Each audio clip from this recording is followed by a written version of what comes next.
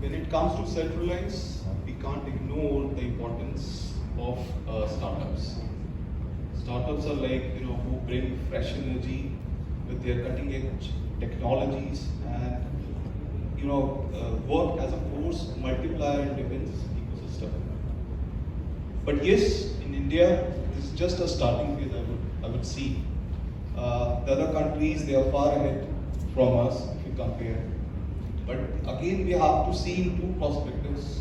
One, you are competing with yourself and becoming better and better every day. So on that perspective, I would say yes, we are doing a lot of things from government side, a lot of policy changes.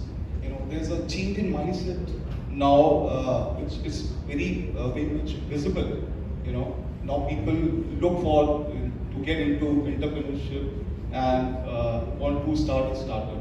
That is something which we are improving day by day. Second is we have to compete with the world forces also. And where we are lagging behind a lot. So let me point out a few general problems which I think every startup has to face, especially in context of Indian context. One is financial resources. Startups financially they're very vulnerable and sensitive. They need money right from the starting. They need hand-holding because as such the defense segment or the sector is, we all know it's a very slow-moving sector. It takes a lot of time. So how you generate revenue, how you pay salaries, how you invent things, that requires a lot of money and backup. So, and especially, project planning, execution, delaying payments, there are a lot of things, So you need a big pocket to fight those adversities. So that is one of the major challenges. The second I would see, which we have just discussed, about scaling up the technology. Yes, there are a lot of IDEX champions, I would say, who come up with the, problem statements, But now the litmus test is how they can scale it up. So facilitation of indigenization and then integration that thing into manufacturing of these selected technologies will be something we have to look upon. Third, I would say the problem is infrastructure, support infrastructure. You need good incubators, world-class incubators, world-class innovation hubs, mentorship,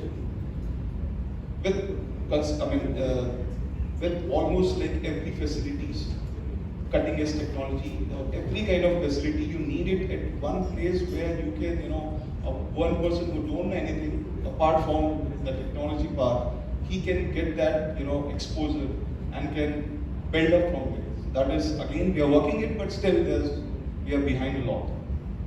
Again, a very basic thing I would say later, the regulation part. Still, starting a company, you need a lot of permissions from the government side.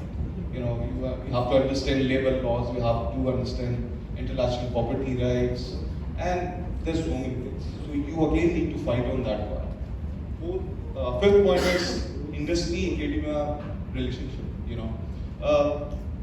We are working a lot on that part, but still I think there a lot has to be done in part of academia. How we can find out good resources from academia, how we can groom it, and how can we actually take it into account in terms of developing a whole ecosystem. And the fourth is very important point. I would see that the challenges. The technology. We are talking about startups, we are talking about technology, and the problem is technology is going to be obsolete very soon. So you have to be on your toes every day.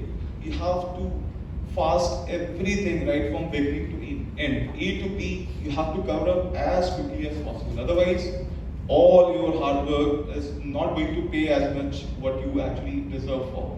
So I think these are some of the challenges I can see. Great.